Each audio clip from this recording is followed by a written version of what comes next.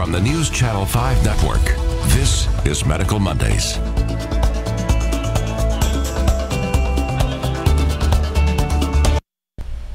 Good evening, everyone. I am Carrie Sharp. Tonight is Medical Monday. We're so glad you're joining us tonight.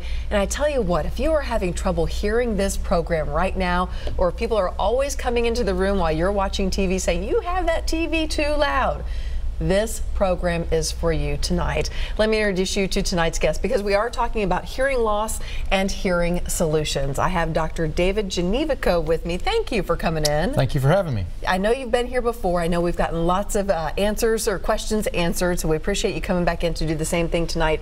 As always, this is your opportunity to ask the expert free of charge. If you are having hearing loss problems, go ahead and give us a call. Dr. David Gnewikow can help you out tonight. The number is going to be on the bottom of the screen in just one moment. Right there, it's magic. 615-737+ is the number to call. Thank you for coming in once again. Thanks for having me. It's great to be here. For folks who are just tuning in or haven't seen you for a while, tell us a little bit about yourself and your practice. Okay, so I am an audiologist. An audiologist is the doctor who specializes in hearing problems, hearing loss, hearing aids, those type of things.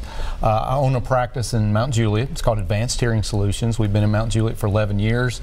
Prior to that, I was on faculty at Vanderbilt, taught in the medical school, saw patients, did research. So I hate to say I've been at this about 20 years, but it's my passion. I love helping people reconnect with their family, reconnect with their community. It's an honor to get to do what I do. Why did you choose audiology? Oh, that's a long story. Well, I actually grew up, my father is an audiologist. Oh, okay. So I grew up in that. When I was in college, I kind of spent some time working with him and thought, hey, this is a great way to make a living and help some people. And so, again, been honored to do it for quite some time. You mainly work with adults, is that correct? Primarily, yes. I mean, we do see children from time to time, but I really enjoy, helping adults.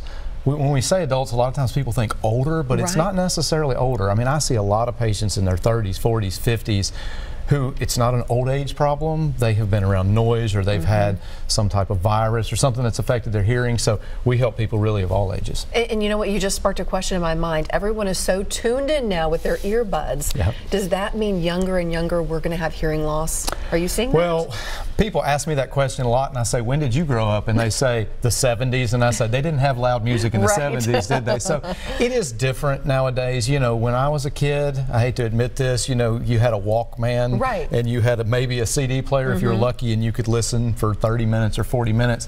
And now on my iPhone, I could literally listen for 4 days and never hear the same music. So it is a lot, I think, easier for people to use earbuds now. My kids use earbuds. I use earbuds. Using earbuds in and of itself is not evil or terrible for your hearing. It is about how loud you listen to it and how long you listen to it. That's called exposure. So here's my general rule of thumb. This is my general rule of thumb for you guys with kids or listening to earbuds. If I can hear my kids' music blasting out of their earbuds, it's too loud. There's no difference in listening through earbuds at a moderate level than there is you and I sitting here talking if it's at a moderate level. So keep it at a moderate level and shorter periods of time. So what's your general rule for period of time? Probably no more than an hour at a time. Again, we're talking about at lower levels. Now, if it's blasting, even a short period of time can be dangerous. Very good. When someone is experiencing hearing loss, obviously not being able to hear is one of the symptoms, but I would imagine it can be a slow progression and you don't really notice what you're missing out on.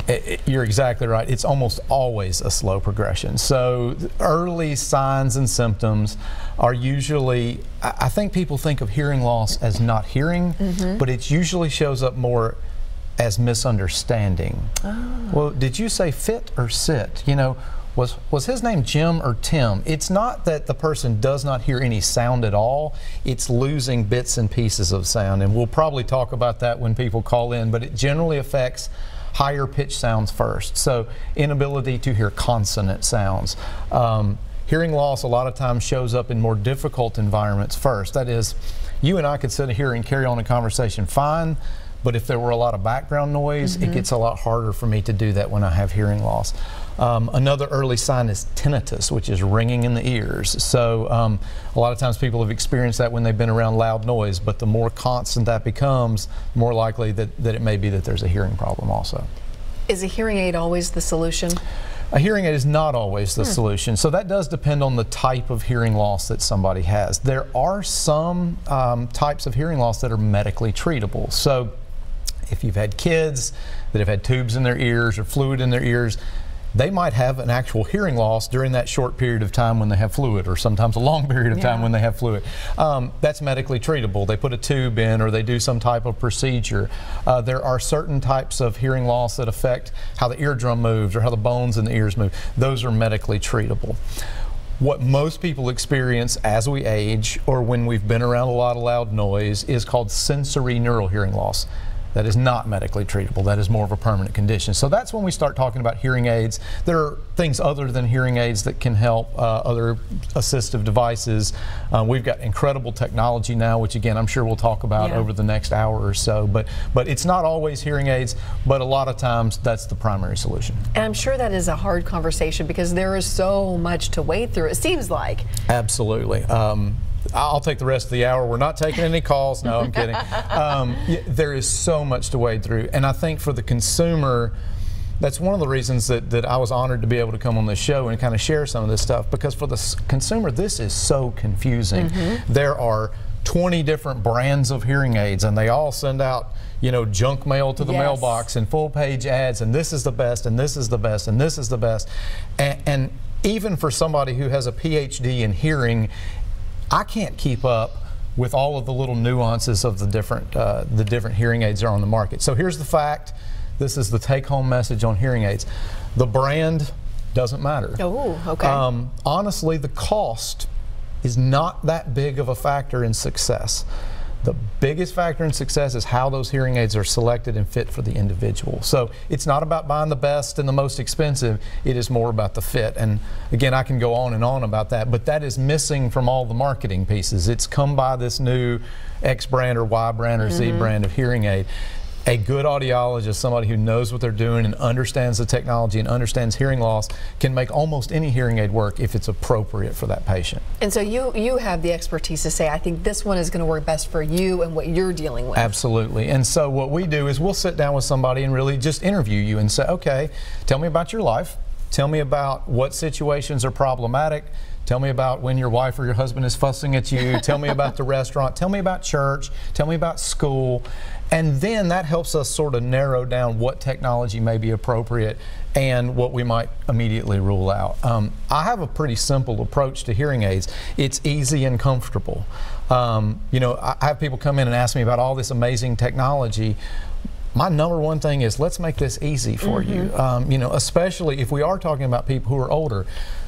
My philosophy is you don't need remote controls. You don't need an app on your phone to control. I can do all of those things, and it's really cool, some of the things that we can do. But when you can take a hearing aid and give it to a person and say, put this in and don't ever touch it. At night, put it in your charger. In the morning, take it out. Never touch it.